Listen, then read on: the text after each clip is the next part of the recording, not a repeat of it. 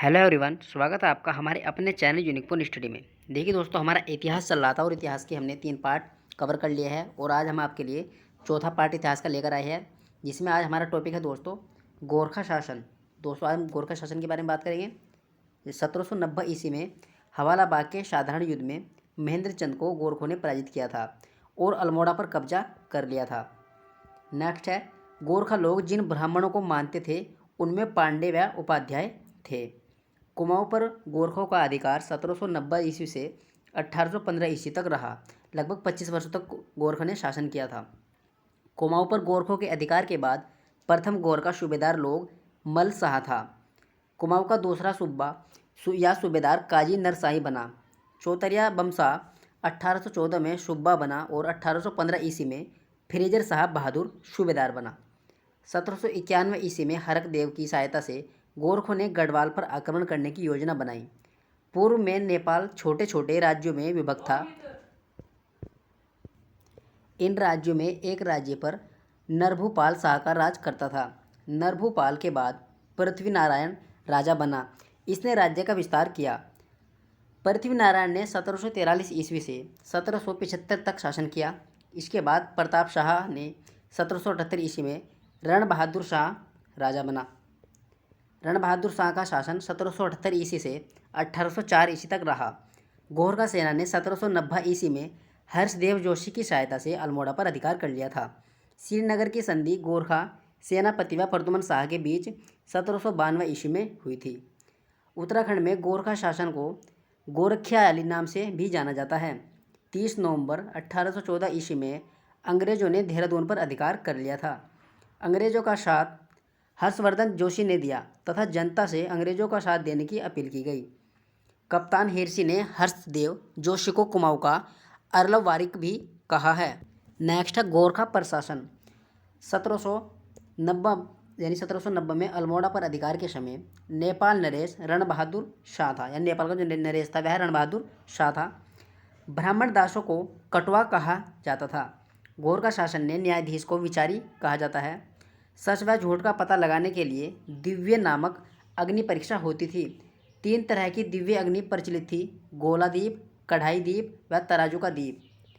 British व नेपाल का युद्ध का कारण गोरखापुर में ईस्ट इंडिया कंपनी ने 200 ग्राम छीने थे। दोस्तों गोरखा सैनिक का मुख्य हथियार खुखरी था, यानी खुखरी जो था वह गोरखा शासन का मुख्य हथियार था। खुखरी बनाने का प्रमुख केंद्र गढ़ी नगर था। नेवार जाति के लोहार खुखरियाँ बनाते थे। गोरखा कार्यरत सैनिकों को जागरिया कहा जाता था। गोरखाओं ने चंद राजाओं द्वारा लगाए गए 36 रकम व 32 कलम वाले अनेक करों को समाप्त कर दिया था। लक्ष्मीचंद के समय करों के भय से लोगों ने छतों पर साग व सब्जी लगाना प्रारंभ कर दिया था। गोरखों ने ब्राह्मणों पर कशुई नामक कर लगाया। गोरखों ने गढ़वाल व कुमाऊं में घरों के छतों पर महिलाओं को चढ़ने पर पाबंदी लगा दी थी। कुछ कर जो गोरखों के द्वारा लगाए गए थे। पहला कर है दोस्तों पुंगड़ी कर, यानी जो ये पुंगड़ी कर है दोस्तों या भूमि कर था, इसे लगभग 1.5 लाख आय होती थी। सैनिकों का वेतन इसी कर से दिया जाता था। नेक्स्ट है टीका भेंट। शादी व विवाह के समय जो ये कर था टीका भेंट, ये शादी विवाह के समारोह पर ये कर दिया जाता था। अगला है दोस्तों मांगा। प्रत्येक नौजवान से 1 रुपये में लिया जाता था, 1 रुपये में लिया जाता था। टांड कर, बुनकरों से ये कर लिया जाता था। मरो, पुत्रहीन व्यक्ति से ये कर लिया जाता था। दोस्तों नेक्स्ट है गोबर व पुशिया नामक कर थे। दोनिया नामक कर भाबर में पहाड़ी पशुचारकों द्वारा वसूला जाता था। गोरखा मांस व मदिरा के शौकीन थे। सुअर का मांस इन्हें बहुत ही प्रिय था। गोरखों का प्रिय त्यौहार दसाई यानी दशहरा है। यह शक्ति देवी का त्यौहार है। गोरखों ने केदारनाथ, बद्रीनाथ व जागेश्वर आदि जगहों के तीर्थ यात्रियों के लिए सदाव्रत लगाया है। देहरादून में गुरु राम राय के महंत हरि सेवक को सदाव्रत के लिए चुना गया था। चंपावत के बालेश्वर मंदिर का जीर्णोद्धार 1796 में सूबेदार महावीर थापा ने करवाया था। 1797 ईस्वी में रण बहादुर शाह की पत्नी कांति देवी ने सतोली परगने के कुछ ग्रामों को केदारनाथ मंदिर को सदाव्रत चलाने के लिए दान में दिए थे। रण बहादुर शाह ने कोटली परगने के ग्रामों को बद्रीनाथ यात्रियों के सदाव्रत चलाने के लिए दान में दिया। गोरखों की जो राज्य भाषा थी वह गोरखाली थी। नेपाल का समूचा साहित्य नेवारी भाषा में मिलता है। जब अंग्रेजों के साथ टकराव प्रारंभ हुआ तो उस समय नेपाल के प्रधानमंत्री भीमसेन थापा थे। भीमसेन थापा ने विस्तारवादी नीति का अनुसरण किया। उसने अंग्रेजों से गोरखपुर में 200 ग्राम छीने थे। लॉर्ड मेयर ने नवंबर 1814 में गोरखों के विरुद्ध युद्ध की घोषणा की थी। मेजर जनरल मार्ले बिहार के रास्ते नेपाल की राजधानी काठमांडू पर आक्रमण किया। मेजर जनरल वुड ये गोरखपुर के थे। Major general Gillespie Dehradun Khalunga किले। मेजर जनरल ओक्टलोनी सतलुज नदी के तट पर। देहरादून के खलुंगा किले व नाला पानी किले पर सबसे पहले हमला हुआ तो गोरखा सैनिकों का नेतृत्व बलभद्र सिंह थापा कर रहा था। खलुंगा में जिलपेसी की मृत्यु के साथ साथ गोरखों के 420 जवान भी मारे गए थे। ब्रिटिश जनरलों में योग्यतम सेनापति लोनी था। अमर सिंह थापा का पुत्र रणजोर सिंह थापा था। गोरखा सैनिकों में प्रमुख अमर सिंह थापा, रणजोर सिंह थापा, हस्तिदल चौतरिया, बमशाह और चामू भंडारी प्रमुख थे। 25 अप्रैल 1815 में अंग्रेजों ने अल्मोड़ा पर हमला कर दिया। 27 अप्रैल 1815 में गार्डनर बमशाह के बीच संधि हुई। गोरखों द्वारा कुमाऊं छोड़ने का प्रस्ताव था। संगोली की संधि। बिहार की इस संधि के अनुसार टिहरी रियासत सुदर्शन शाह को प्रदान की गई और शेष को नॉन रेगुलेशन प्रांत बना दिया गया था, जो उत्तरी पूर्वी प्रांत का भी रहा है। नॉन रेगुलेशन प्रांत सन 1891 में ख़त्म कर दिया गया। 4 मार्च 1816 को नेपाल सरकार ने संगोली संधि को स्वीकार कर लिया था। नेक्स्ट टॉपिक है दोस्तों, गोरखाओं के सेनानायक यानी अमर सिंह थापा नेपाल के दरबार का प्रमुख पदाधिकारी, जिसके अधीन हस्तिदल चौतरिया और गढ़वाल का सेनापति रणधीर सिंह बसन्यात था। रणजोर सिंह थापा मोलाराम ने इसे दानवीर कर्ण की उपमा से विभूषित किया है। हस्तिदल चौतरिया कृषकों के प्रति उदार था।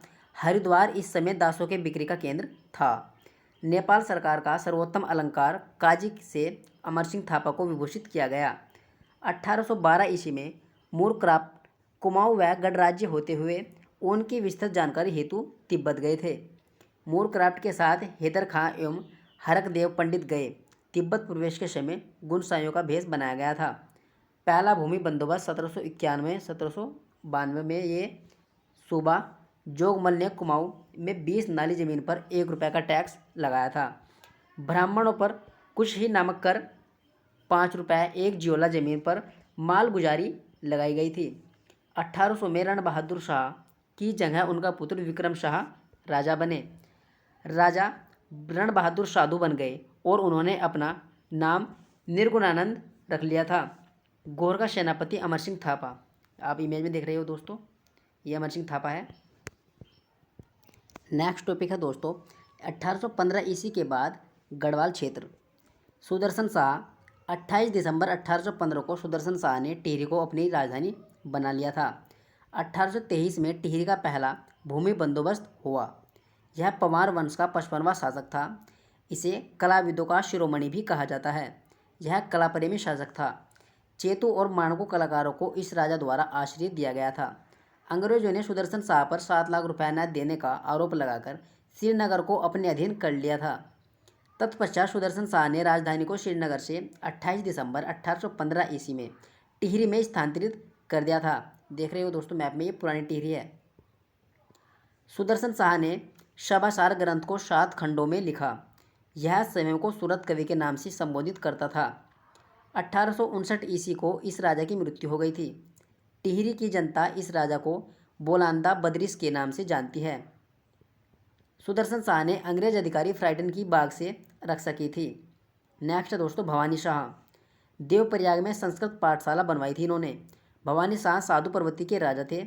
1871 में इनकी मृत्यु हो गई थी। नेक्स्ट है दोस्तों प्रताप शाह। 1871 से 1886 तक इन्होंने शासन किया। भू व्यवस्था जियोला पैमाइश इसी के समय स्थापित हुई थी। टिहरी मसूरी व श्रीनगर राजमार्ग का निर्माण इन्होंने ही करवाया था। टिहरी में अंग्रेजी शिक्षा की नींव इन्होंने ही रखी थी। प्रताप शाह के 3 पुत्र थे। इसमें से पहले पुत्र थे कीर्ति शाह, विचित्र शाह और कुंवर सुरेंद्र शाह। टिहरी में प्रताप नगर की नींव रखी थी। टिहरी में प्रताप प्रिंटिंग प्रेस खोली। टिहरी में सर्वप्रथम पुलिस विभाग की व्यवस्था भी इन्होंने ही की थी। नेक्स्ट है दोस्तों कीर्ति शाह। कीर्ति शाह की संरक्षिका महारानी गुलेरिया थी। इनका शासन 1886 ईस्वी से 1913 ईस्वी तक रहा। कीर्ति शाह ने अजमेर के मेयो कॉलेज से शिक्षा प्राप्त की थी। 1898 में गौरी सरकार ने कीर्ति को कंपेनियन ऑफ इंडिया की उपाधि दी थी। 1900 में इंग्लैंड में 11 तोपों की सलामी और 1901 में इन्हें नाइट कमांडर की उपाधि दी गई थी। कीर्ति शाह ने टिहरी में प्रताप हाई स्कूल व हिवेट संस्कृत पाठशाला की स्थापना की और वेधशाला का निर्माण भी इन्होंने ही करवाया था। टिहरी की जनता को पहली बार बिजली की सुविधा से अवगत इन्होंने ही करवाया था। कीर्ति नगर की स्थापना 1894 ईस्वी में इन्होंने ही की थी दोस्तों। उत्तरकाशी में एक कुष्ठ आश्रय खोला गया। टिहरी में एक प्रेस प्रिंटिंग खोला गया था। टिहरी में कृषकों के लिए कल्याण के लिए कृषि बैंक की स्थापना की थी। कीर्ति शाह ने हिंदी टाइपराइटर का आविष्कार किया था। कीर्ति शाह ने स्वामी रामतीर्थ को जापान में अंतर्राष्ट्रीय धर्म सम्मेलन में भेजा था। कीर्ति शाह ने 1897 में टिहरी में घंटाघर का निर्माण करवाया था, जिसकी ऊंचाई 110 मीटर है। टिहरी में घंटाघर, ये आप इमेज में देख सकते हो दोस्तों। नेक्स्ट दोस्तों, नरेंद्र शाह। 1913 से 1946 ईस्वी तक इन्होंने शासन किया। 1921 में नरेंद्र नगर की स्थापना इन्होंने ही की थी और 1925 में राजधानी स्थानांतरित की। इस प्रक्रिया में इन्हें 30 लाख का खर्चा हुआ इनका। नेक्स्ट है, इनकी संरक्षिका राजमाता नेपालिया थी। नरेंद्र शाह ने नरेंद्र नगर को सड़कों से जोड़ दिया था। नरेंद्र शाह ने प्रताप हाई स्कूल को इंटर कॉलेज बनाया। बनारस हिंदू विश्वविद्यालय को सन 1933 ईस्वी में कीर्ति शाह की स्मृति में 1 लाख रुपए के इन्होंने दान में दिया था। इस राशि से यहाँ sir Kirti Shah chair of industrial chemistry की स्थापना की गई। नरेंद्र शाह को सर के KCSI की उपाधि मिली। बनारस विश्वविद्यालय ने 1937 ईस्वी में LLD की उपाधि दी थी। नरेंद्र शाह के समय 2 कलंकपूर्ण घटनाएं हुई। एक 30 मई 1930 को तिलाड़ी कांड, जिसमें दीवान चक्रधर जोफुल ने नरसंहार किया था। तिलाड़ी कांड के शहीदों की स्मृति आप इमेज में देख सकते हो दोस्तों। नेक्स्ट है, 25 जुलाई 1944 को श्रीदेव सुमन की भूख हड़ताल से मृत्यु हो गई थी। अक्टूबर 1946 में महाराजा मानवेंद्र शाह को राज्याधिकार मिला था। 1 अगस्त 1949 को टिहरी राज्य भारत में सम्मिलित हो गया था। 1939 को देहरादून में टिहरी राज्य प्रजा मंडल की स्थापना हुई। 1921 में टिहरी में प्रथम बार जनगणना करवाई गई थी। 1938 में नरेंद्र नगर में टिहरी हाईकोर्ट की स्थापना हुई। अक्टूबर 1946 में महाराजा मानवेंद्र शाह को राज्याधिकार मिला। 1948 में कीर्तिनगर आंदोलन में भोलू राम व नागेंद्र शकलानी शहीद हो गए थे। 1 अगस्त 1949 को टिहरी राज्य का भारत में विलीकरण हुआ। संयुक्त प्रांत का ये 50वां जिला बना था। राजमाता कमलेंदुमती शाह प्रथम टिहरी सांसद चुनी गई। 1958 में समाज सेवा के लिए इन्हें पद्म विभूषण भी मिला है। मानवेंद्र शाह की मृत्यु 5 जनवरी 2007 को हुई थी। नेक्स्ट टॉपिक है दोस्तों, गढ़ नरेशों का प्रशासन। मुख्य शब्दावली क्या थी? गढ़ नरेशों के मंत्रिमंडल में धर्माधिकारी का प्रमुख स्थान होता था। मोला राम ने इसके लिए ओझा गुरु का प्रयोग किया है। गढ़ राज्य का सर्वोच्च मंत्री मुख्तार होता था। गढ़ राज्य की राजधानी के सुरक्षा अधिकारी को गोलदार कहते थे। परगने के सैनिक शासक फौजदार कहलाते थे। संदेश वाहक को चणू कहा गया है। परगनों में राजस्व वसूली का कार्य थोकदार करते थे, जिन्हें कमीन या श्याणा भी कहते थे। राजा 3 परिस्थितियों में भूस्वामित्व दूसरे को दे सकता है: संकल्प या विष्णु प्रीति, विद्वान ब्राह्मणों को, रोत वीरता प्राप्त सैनिकों को, जागीर राज्याधिकारी को दे सकता था। नेक्स्ट है, राज्य की आय का प्रमुख साधन सीर्त या भूमिकर था। पवार शासक कृषि उपज का 1/3 कर के रूप में लेते थे, जिसे तिहाड़ कहा जाता था। ओताली एक प्रकार का राजस्व कर था। नाप तोल की पद्धति पाथा का प्रचलन अजय पाल ने किया था।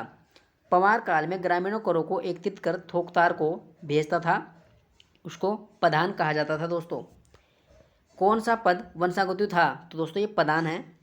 इस वंश में राजधानी की सुरक्षा का जिम्मा था। दोस्तों ये गोलदार में यानी जो जिम्मा था दोस्तों वंश में, आय व्यय का कार्य करने वाला अधिकारी को दीवान कहा जाता था। परगने में नियुक्त अधिकारी को फौजदार कहा जाता था। गढ़ सेना पलटनों में विभक्त थी, जिन्हें सालाना, बदान और लोहवा कहते थे। 1876 में प्रताप शाह ने राजधानी में पहला खैराती शफा खाना स्थापित किया। टिहरी में 1934 में रेड क्रॉस सोसाइटी की स्थापना की गई थी। पंवार वंश में राजा के बाद दूसरा बड़ा पद वजीर या मुख्तार होता था। राजस्व का प्रमुख अधिकारी दस्तरी होता था। सेना को वेतन देने वाला अधिकारी जो उसको बख्शी कहा जाता था। नेक्स्ट है दोस्तों पंवार वंश के प्रमुख साहित्य रचना। दोस्तों फतेह प्रकाश ने रतन कवि, जो फतेह शाह है प्रकाश है इनके जो कवि है वह रतन कवि है। रामायण प्रदीप मेधाकर शर्मा है और वर्त कौमुदी मतीराम है इसके। अगला है दोस्तों गढ़ राजवंश, तो इसके जो है रचनाकार है मोलाराम है। प्रेम पाथिक तोताराम गेरोला इसके रचनाकार है। मानोदय काव्य इसके जो रचनाकार है वह भरत कवि है। फतेह शाह कर्ण जटाधर मिश्र इसके रचनाकार हैं। शुभा भूषण हरिदत्त शर्मा इसके रचनाकार हैं। कीर्ति विलास सदानंद डबराल इसके रचनाकार है। सर्वसंग्रह शास्त्र तो सुदर्शन साहा इसके रचनाकार हैं। जहांगीर विनोद भरत कवि इसके रचनाकार है। गोरखवाणी सुदर्शन साहा द्वारा लिखित गढ़वाली भाषा की प्रथम रचना है। गढ़वाल जाति प्रकाश तो बालकृष्ण शांति भट्ट के भट्ट है जो इसके रचनाकार हैं। व्रत विचार ग्रंथ कविराज सुखदेव इसके रचनाकार हैं। फतेह प्रकाश ग्रंथ जो है विभूषण कवि इसके रचनाकार हैं। गढ़वाल राज्ञा वंशावली देवराज करत इसके रचनाकार हैं। भारतीय लोक साहित्य श्याम परमार इसके रचनाकार हैं। गढ़वाल की दिवंगत विभूतिया भक्त दर्शन इसके रचनाकार हैं। The glory that was Gujjar Kanhaiyalal इसके रचनाकार हैं। नेक्स्ट दोस्तों गोरखा एंड कनफटा योगीज जो इसके रचनाकार है दोस्तों जॉर्ज फ्रेजर इसके रचनाकार है।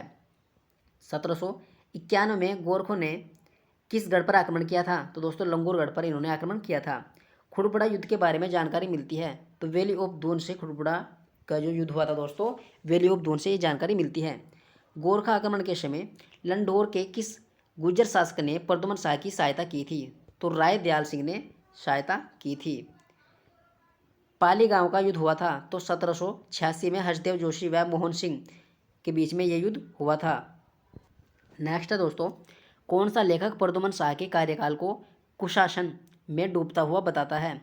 तो शिव प्रसाद डबराल का जो ये है लेखक ये बताता है। किस पंवार शासक की तुलना हुमायूं से की जाती है? तो प्रद्युमन शाह की तुलना हुमायूं से की जाती है। जयकृत शाह के समय तानाशाही की तरह कार्य करने लगा था। तो दोस्तों कृपया राम डोभाल जो है वह तानाशाही की तरह कार्य करने लगा था। नेक्स्ट पॉइंट है दोस्तों इनके लिए उपयुक्त प्रयुक्त शब्दावली। जैसे थात है दोस्तों तो थात भूमि को बोला जाता था और जो थातवान होते थे उनके भूमि के भूस्वामी को थातवान बोला जाता था। खेगर थातवान के जो कर्षक होते थे उनको थातवान बोला जाता था। सिरतान कृषि भूमि वार्षिक भोगी जो भूस्वामी को कर देता था उसको सिरतान बोला जाता था। गोंट जो भूमि मंदिरों के रख रखाव के लिए भू राजस्व की मात्रा निश्चित होती थी उसको कूंट कहा जाता था। सदाव्रत वह अनुदान जो धर्मार्थ कार्यों के लिए उपयोग या तीर्थयात्रियों के भोजन आदि की व्यवस्था के लिए प्रयोग किया जाता था उसे सदाव्रत कहा जाता था। हलिया बड़े भूस्वामी खेतों में काम करने के लिए हलिया की नियुक्ति करते थे। नेक्स्ट है साझी बाबर क्षेत्र के में कृषि भूमि को अध्या या अधेत के लिए लेता था उसको साझी कहा जाता था। संजायत भूमि वह भूमि जिसका बंटवारा नहीं किया गया जिसका स्वामित्व गांव के संपूर्ण निवासियों के पास हो। नेक्स्ट है गोल खेतों की सिंचाई के लिए बनाई गई छोटी नहर को गोल कहा जाता था। नोला जो भूमिगत जल को एकत्रित करने के लिए बनाए जाते थे उनको नोला कहा जाता है। शिमार या गजार भूमि का कीचड़ युक्त हिस्सा जो होता था उसको शिमार या गजार कहा जाता है। खाल वर्षा के जल संरक्षण के लिए बनाए जाते थे। नेक्स्ट है खराट या पंचक्की आटा पीसने के लिए इनका प्रयोग किया जाता है। प्रधान गांव में राजस्व एकत्रित करने का काम वह धनराशि पटवारी को सौंप देता था इसका पद वंशागत होता था। थोकदार राज्य व प्रधान के मध्य राजस्व अधिकारी थोकदार को कमीण या श्याणा भी कहा जाता था। नेक्स्ट है बेनाप भूमि वेस्ट लैंड जिसे गांव का स्वामी केसरे हिंद भूमि बंजर भूमि जहां भी खेती नहीं की जाती थी उसको बेनाप भूमि कहा जाता था। नेक्स्ट है 1893 में संपूर्ण बेनाप भूमि व केसरे हिंद भूमि चाहे वह वन आच्छादित बंजर या उबड़ खाबड़ हो को सरकार की संपत्ति घोषित करके जिला संरक्षित वन बना दिया गया। खस परिवार कानून पुस्तक के रचिता LD जोशी थे। कुमाऊं जल नियम 1917 जल संसाधनों के नियमितीकरण हेतु अनुसूचित जिला अधिनियम 1874 के अधीन नियम बनाया गया। कुमाऊं जल नियम 1930 नियम 1917 में सुधार किया गया है। इनमें घराटों के लिए विस्तृत प्रावधान किया गया है। कुमाऊं ग्रीवेंस कमेटी 1921 में कमेटी स्थापित की गई। इसका कार्य वन हानि से संबंधित मामलों में अपनी रिपोर्ट देना होता था। इस कमेटी ने 1926 में अपनी रिपोर्ट दी। कुमाऊं ग्रीवेंस कमेटी में 1921 तीन जिला कमेटी में विभाजित हो गई, जिसमें जो कमेटी थी दोस्तों पहली अल्मोड़ा, नैनीताल और गढ़वाल, यानी 3 कमेटी में ये विभक्त हो गई थी। नेक्स्ट दोस्तों पंवार वंश के प्रमुख शब्द। पंवार राज्य का जो सर्वोच्च मंत्री होता था उसको मुख्तार बोला जाता था। युवराज के लिए टीका शब्द का प्रयोग किया जाता है। शराब पीने की कला को कलाल कहा जाता है। नेक्स्ट दोस्तों भूमि माप की जो इकाई बड़ी इकाई होती थी उसको मुट्ठी या छोटी इकाई को जूला कहा जाता था। 40 टका जो होता था दोस्तों 40 टका 1 रुपये के बराबर होता था। 10 टका 1 तिमाशी होता था। पंवार कालीन टकसाल श्रीनगर में थी। वस्त्र सिलने वाले को ओजी कहा जाता था। काष्ठ शिल्प भांड बनाने वाले को चुनार या चम्यार कहा जाता था। बांस रिंगाल का काम करने वाले को रुढ़िया कहा जाता था। परगना का शासक जो होता था वह दोस्तों थोकदार होता था। परगने की सबसे छोटी इकाई पट्टी होती थी। राजा को राजबार कहा जाता था, यानी जो राजा होते थे उनको राजबार कहा जाता था। नेक्स्ट टॉपिक है ब्रिटिश प्रशासनिक व्यवस्था। 1815 ईस्वी में उत्तराखंड में ब्रिटिश शासन प्रारंभ हुआ। गढ़वाल 2 भागों में विभक्त हुआ। अलकनंदा नदी के पूर्व के भूभाग पर अंग्रेजों का अधिकार होने से ब्रिटिश गढ़वाल व अलकनंदा के पश्चिम भाग को टिहरी गढ़वाल कहा जाने लगा। मई 1815 ईस्वी में एडवर्ड गार्डन ब्रिटिश कुमाऊं का प्रथम कमिश्नर नियुक्त किया गया। गार्डन का कार्यकाल 9 महीने का रहा। ब्रिटिश कुमाऊं के दूसरे कमिश्नर जो विलियम ट्रेल बने। टिहरी रियासत में अंग्रेज सरकार का एजेंट के रूप में कुमाऊं कमिश्नर होता था। 1825 से 1842 ईस्वी तक देहरादून के कमिश्नर ने टिहरी रियासत में एजेंट के रूप में कार्य किया। टिहरी रियासत को 1937 में पंजाब हिल स्टेट एजेंसी के साथ संयुक्त कर लिया गया। 1839 ईस्वी में गढ़वाल जिले का गठन हुआ। तराई जिले का गठन 1842 ईस्वी में हुआ। कुमाऊं में कुल अंग्रेजी कमिश्नर 23 व एक कमिश्नर भारतीय जो स्वतंत्रता के बाद कुमाऊं कमिश्नर बन गए थे। 1947 से 1948 तक KL मेहता कुमाऊं कमिश्नर पद पर रहे थे। 1943 से 1947 तक उत्तराखंड में कमिश्नर W फिनले रहा जो 23वां कमिश्नर था। 1941 से 1943 तक उत्तराखंड में कमिश्नर JC एक्टन था। भारत छोड़ो आंदोलन के समय कुमाऊं कमिश्नर एक्टन था। 1884 में रैमजे के बाद कमिश्नर फिशर बना। 1885 में राष्ट्रीय कांग्रेस की स्थापना के शम कुमाऊं कमिश्नर G रोस थे। असहयोग आंदोलन के समय कुमाऊं कमिश्नर पर्सी विडम था जो 1814 से 1821 तक रहा। स्वदेशी आंदोलन के समय कुमाऊं कमिश्नर कैंपवेल था जो 1906 से 1914 ईस्वी तक रहा। नेक्स्ट है दोस्तों विलियम ट्रेल। ब्रिटिश कुमाऊं का दूसरा कमिश्नर विलियम ट्रेल जो जुलाई 1817 से अक्टूबर 1835 तक रहा। संवतः 1880 या 1823 ईस्वी में ट्रेल ने 80 साला बंदोबस्त शुरू कर दिया था। इसमें ग्रामवार सीमाओं को अभिलेखन किया गया। चंद शासकों के शासनकाल में कानूनगो के पद पर सर्जित हुए। ट्रेल ने 1819 में 9 पटवारी पद सर्जित किए थे। ट्रेल ने 1829 और 30 में नदियों पर लोहे के सस्पेंशन पुलों का निर्माण करवाया था। ट्रेल के कार्यकाल में 1816 ईस्वी में अल्मोड़ा में तथा 1821 ईस्वी में पौड़ी में जेल की स्थापना करवाई गई थी।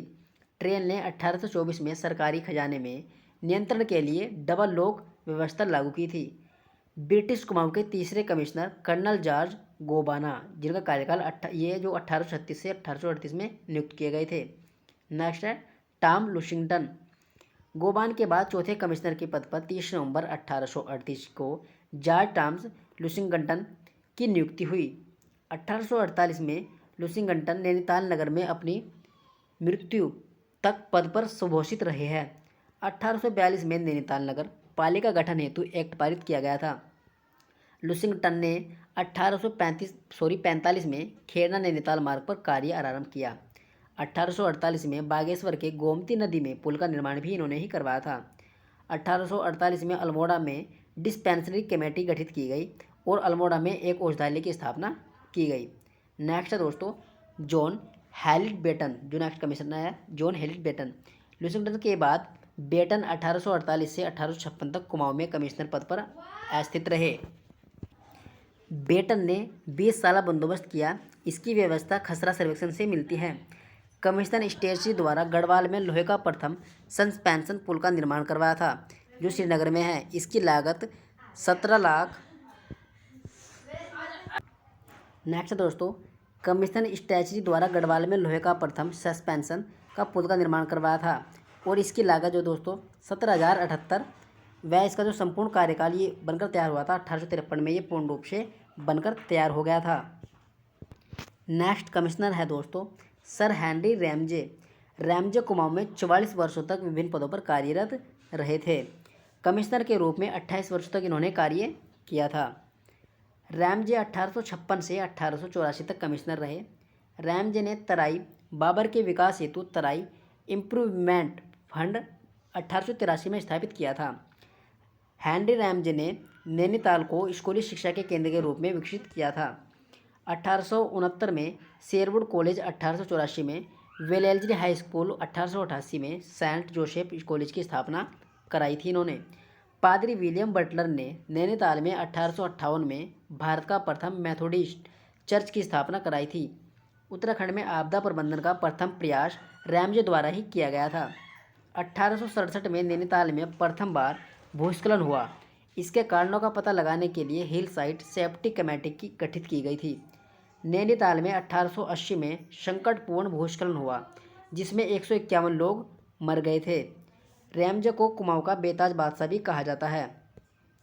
विकेट बंदोबस्त 1863 से 73 में पहली बार वैज्ञानिक तरीके से ये बंदोबस्त किया गया था। नौवां भूमि बंदोबस्त था। पर्वतीय भूमि को 5 भागों में बांटा गया है: तलाव, उपराव, अव्वल, उपराव, दोयम और इजराइन कंटीली। रैमजे ने वनों के संरक्षण का प्रयास किया था।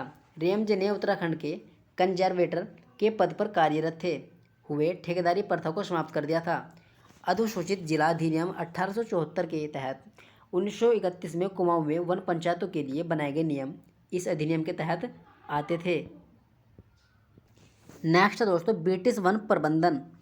1826 में ट्रेल ने सरकारी वनों की नींव रखी और सरकारी भूमि पर साल काटने पर प्रतिबंध लगा दिया गया।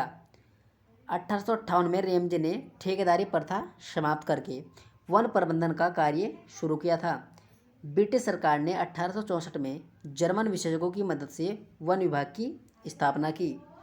वन विभाग के प्रथम महानिरीक्षक स्ट्रीज बेंडिस बनाए गए थे। बेंडिस की सलाह पर वन अधिनियम 1865 पारित हुआ। 1868 में कुमाऊं में अलग वन विभाग की स्थापना हुई। वन विभाग के संरक्षण पियर्सन थे। भारतीय वन अधिनियम 1878 में पारित किया गया। 1861 में हेनरी रैमजे ने वन बंदोबस्त किया और संरक्षण के लिए नियम बनाए। 1893 में सभी बेनाम भूमि को संरक्षित वन घोषित किया गया। 1902 अधिसूचना द्वारा भीमताल, नौकुचिया ताल, सात ताल और आदि में बिना लाइसेंस मछली पकड़ना अवैध घोषित कर दिया गया था। 1890 से चीड़ वृक्षों से लेसा टीपान शुरू किया गया। स्टुपी व नेल्सन ने 1911 से 1917 में एक वन बंदोबस्त किया था। 1921 में सोमेश्वर की दुर्गा देवी को वनों में आग लगाने के लिए जुर्म में 1 माह की कैद भी हुई है। मोहन सिंह मेहता की कुमाऊं में सर्वप्रथम गिरफ्तारी मार्च में धारा 107 के तहत हुई थी। 1869 ईस्वी में गढ़वाल में वन विभाग की स्थापना हुई।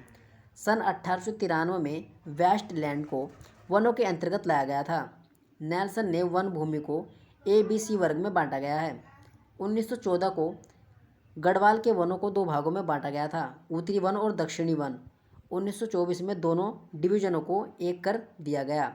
1916 में ओशमास्टन ने उत्तर गढ़वाल और भोला ने दक्षिणी गढ़वाल में पंचवर्षीय योजना बनाई। कुमाऊं का स्वर्णकाल किस कमिश्नर के काल को कहा जाता है? तो दोस्तों रैमजे को कहा जाता है। दास प्रथा को कुमाऊं से समाप्त कर दिया था तो जॉर्ज गेबान ने समाप्त किया था। कुमाऊं के पहले कार्यवाहक कमिश्नर थे तो जॉर्ज गेबान जो कुमाऊं के पहले कार्यवाहक कमिश्नर बने थे। किसके समय नैनीताल का नगरीकरण हुआ था? तो टास लुशिंगटन के समय नैनीताल का नगरीकरण हुआ था। किस कमिश्नर पर हिंदू धर्म प्रचार का आरोप लगा? तो ट्रेल कमिश्नर पर आरोप लगा था दोस्तों। पटवारी पदों का सृजन किया था, तो ट्रेल ने 1819 में ये किया था। आपदा प्रबंधन का प्रथम प्रयास किया था, तो रेमजे के द्वारा ही ये प्रयास किया गया है। नैनीताल भूस्खलन हुआ था, तो 1867 व 1880 के बीच में ये भूस्खलन हुआ था। रेमजे ने तराई इम्प्रूवमेंट फंड की स्थापना 1883 ईस्वी में की थी। नेक्स्ट है दोस्तों वन पंचायत। 13 अप्रैल 1921 में सरकार ने फॉरेस्ट ग्रीनबेंस कमेटी का गठन किया था, जिसके अध्यक्ष पी वैंडम थे। इसका उद्देश्य जनता में व्याप्त वन कष्टों को दूर करना था। फॉरेस्ट ग्रीनबेंस कमेटी ने 28 अक्टूबर 1921 में अपनी रिपोर्ट दी। इस कमेटी की सिफारिश के आधार पर 1925 में मद्रास प्रेसिडेंसी में स्थित कम्युनिटी फॉरेस्ट के पंचायती प्रबंधन के तर्ज पर वन पंचायतों की स्थापना का निर्णय लिया गया था। वन समिति ने कैलाश गेरोला को वन पंचायत की संभावनाओं को तलाशने के लिए मद्रास भेजा। कैलाश गेरोला की यात्रा पर 10 जनवरी 1928 तक चली थी। शेड्यूल्ड डिस्ट्रिक्ट एक्ट 1874 के अंतर्गत वन पंचायत का गठन 1931 में किया गया था। 1932 में चमोली जनपद में वन पंचायतों का गठन किया गया। कवि गोरदा ने वृक्षण को विलाप नामक शीर्षक से कुमाऊनी कविता लिखी थी। शवनज्ञ अवज्ञा आंदोलन के समय वन आंदोलन का प्रमुख क्षेत्र शाल्ट था। उत्तराखंड का शाल्ट खुमाड़, जो कि आपका अल्मोड़ा में पड़ता है। शाल्ट क्षेत्र में जागृति का श्रेय पुरुषोत्तम उपाध्याय तथा लक्ष्मण सिंह अधिकारी को जाता है। वन आंदोलन के नेतृत्व के लिए हर्षदेव ओली को शक्ति नामक पत्रिका में काली कुमाऊं को मुसोलिनी कहा गया है। वन आंदोलन के नेतृत्व के लिए हर्षदेव ओली को शक्ति नामक पत्रिका में काली कुमाऊं का मुसोलिन कहा गया है। वन प्रबंधन का पहला कदम 1823 में ट्रेल द्वारा उठाया गया था। पहाड़ों में जंगलों की सुरक्षा व रख रखाव रेमजे द्वारा 1859 ईस्वी में किया गया था। 1869 में कुमाऊं वन प्रबंधन का कार्य मेजर पियर्सन को दिया जाता है। नेक्स्ट टॉपिक है दोस्तों टिहरी रियासत में वन प्रबंधन। 1840 के आसपास टिहरी राजा ने विल्सन नामक व्यक्ति को वन भूमि पट्टे के रूप में दिया था। 1864 में फ्रेडरिक विल्सन का पट्टा समाप्त कर दिया गया। टिहरी रियासत में 1897 में वन प्रबंधन में प्रमुख योगदान पंडित केशवानंद का रहा है। 1904 में केशवानंद के बाद सदानंद को वन प्रबंधन के रूप में चुना गया। सर्वप्रथम विदेशी आलू को नैनीताल के आसपास 1864 में श्रीमती हैरी बर्जर ने रोपित किया था। कुमाऊं गवर्नमेंट गार्डन की स्थापना 1909 में की गई थी तथा नॉर्मन गिल को इस गार्डन का कार्यभार सौंपा गया। टिहरी में वन आंदोलन का नेतृत्व साधारण किसान कर रहे थे। इस आंदोलन के संचालन हेतु एक समिति का गठन किया गया। इस समिति के अध्यक्ष दयाराम बनाए गए। समिति की बैठक प्रति माह लाखा मंडल में होती थी। रवाई प्रांत की जनता ने समिति के नेतृत्व में आज़ाद पंचायत का गठन किया। 1930 में आज़ाद पंचायत के साथ एक समांतर सरकार की स्थापना की गई। हीरा सिंह को 5 सरकार व बेजराम को 3 सरकार की उपाधि प्रदान है। रवाई का आंदोलन आप देख सकते हो दोस्तों मैप में, जब रवाई का आंदोलन हुआ था। रवाई आंदोलन में आंदोलनकारियों ने आंदोलन को तोड़ने के लिए रणजीत सिंह को रवाई का थोकदार बनाया था। 20 मई 1930 को SDSM सुरेंद्र दत्त शर्मा DFO पद्मदत्त रतोड़ी से आंदोलनकारियों का झगड़ा हुआ था।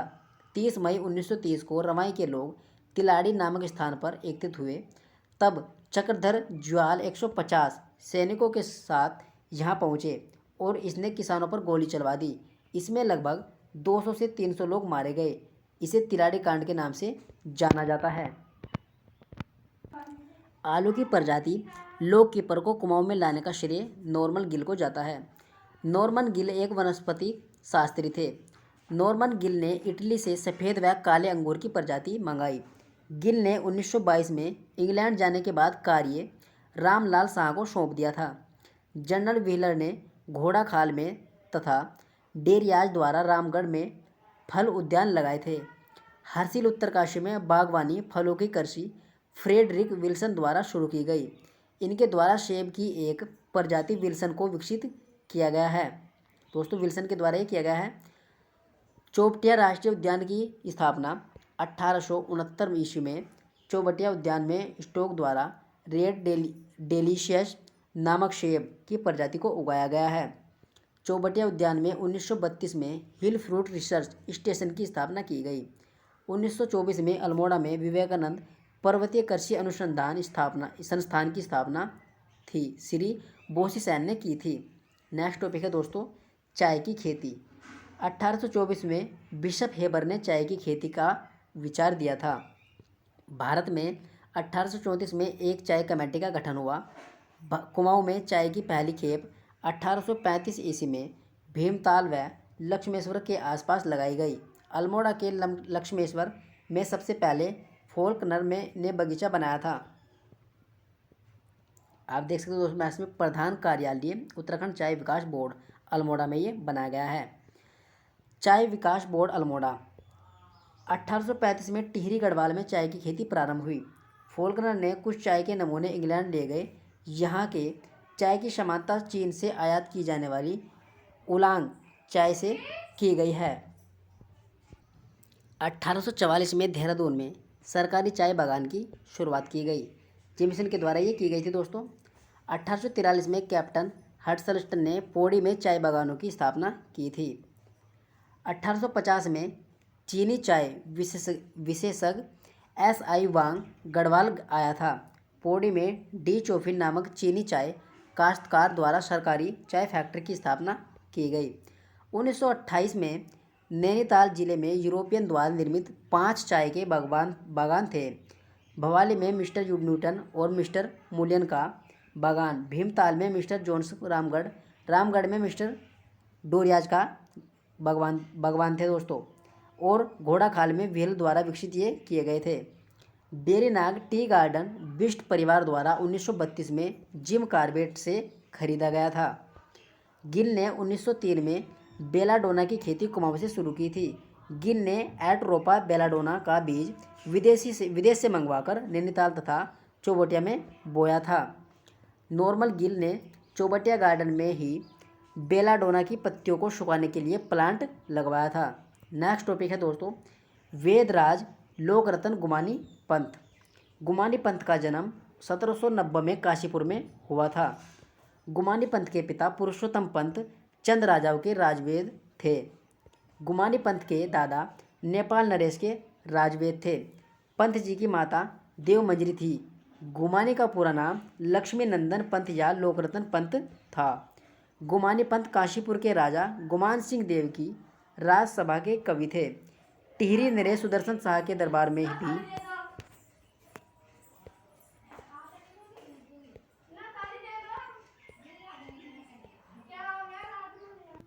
गुमानी पंत काशीपुर के राजा गुमान सिंह देव की राजसभा के कवि थे। टिहरी नरेश सुदर्शन शाह के दरबार में भी रहे। गुमानी की रचनाओं का प्रथम संकलन गुमानी नीति को रेवादत्त उप्रेती द्वारा 1894 में अल्मोड़ा से प्रकाशित हुआ था। पर्वतीय कुमाऊं के वेदों में रामदत्त पंत कविराज के नाम से जाना जाता है। वेद अनूप सिंह ने 1940 ईस्वी में व्यक्तिगत सत्याग्रह आंदोलन में भाग लिया था। देखिए दोस्तों आज हमने उत्तराखंड का जो इतिहास का पार्ट 4 कवर कर लिया है और इससे पहले हमने 3 पार्ट आपको पहले बता दिए हैं। यदि आपने अभी तक वे पार्ट नहीं देखे तो हमारे चैनल की प्ले लिस्ट में जाकर आप उनको देख सकते हो। और दोस्तों हम 5वां पार्ट जल्द ही लाने वाले हैं आपके लिए। यदि आपको हमारी वीडियो अच्छी लगी हो तो प्लीज़ हमारे चैनल को सब्सक्राइब कीजिए एंड वीडियो को लाइक कीजिए and press the bell icon for notification, ताकि हम जब भी कोई अपनी नई वीडियो अपलोड कर सके तो आपके पास उसकी नोटिफिकेशन पहुंच जाए और आप उस वीडियो को देख सके। थैंक यू दोस्तों, थैंक्स फॉर वॉचिंग।